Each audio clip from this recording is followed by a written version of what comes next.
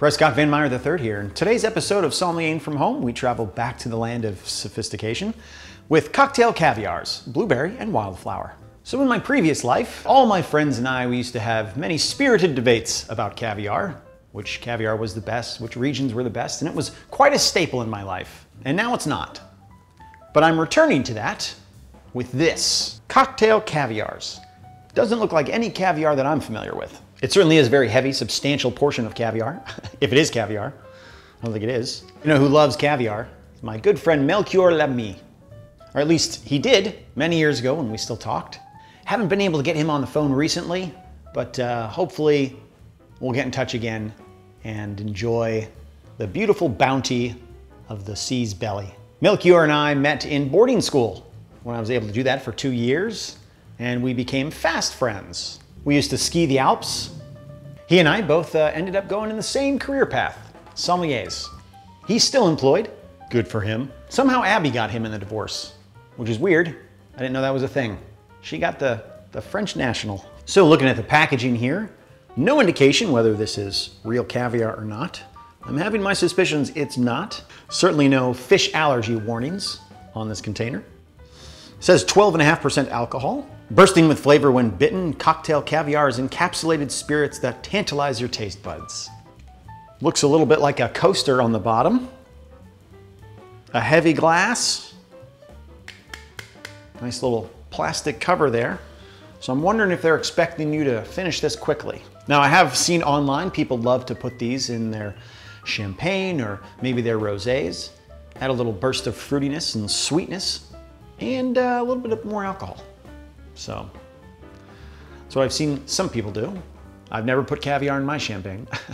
I usually mix them in my stomach after the fact with my gastrointestinal juices. Well, let's open up this anomaly.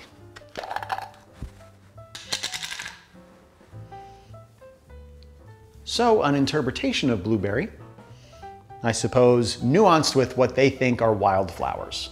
Wildflowers that maybe have been in the sea for a while.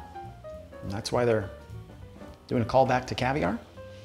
Fairly medicinal in its profile. I'm getting notes of, I don't know what caviar actually is.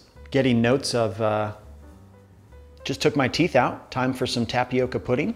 It's not Beluga by any means, which needs to be very fresh. And this is not. Those are not fresh blueberries.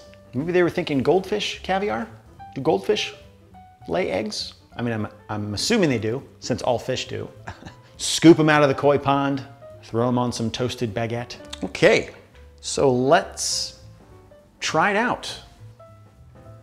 Since this is a little different, we're gonna do a spoon. So when you're serving caviar, you don't wanna upset the flavor of the caviar by using a metal spoon. Usually you use porcelain or ivory or even pearl.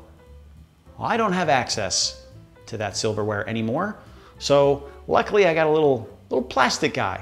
Found it underneath my car seat. Thank you, Wendy's Chili to Go.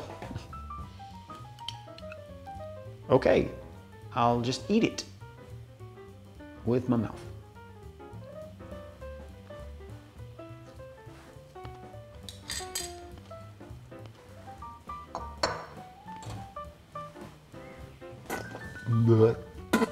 Wow, what a unique experience. Talk about mouthfeel. Happy to say that the plastic spoon did not upset the flavor at all. It may have enhanced it. So these little guys burst like little water balloons in your mouth. That's very charming and was not expected. I was hoping for a little bit more of like the tapioca balls texture. That's not what I got. I got little fish eyeballs exploding in my mouth. I did not like it. Let's give it another scoop.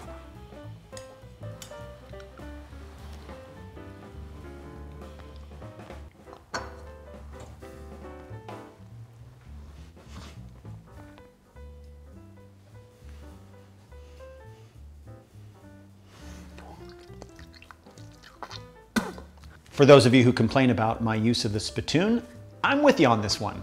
It is not fun to spit out a slurry of used condoms, which is what it felt like. That is what happens to you in hell. Back to the flavor notes, which aren't good. I can see these loaded into an airsoft pistol, slinging these at people. That's a blank.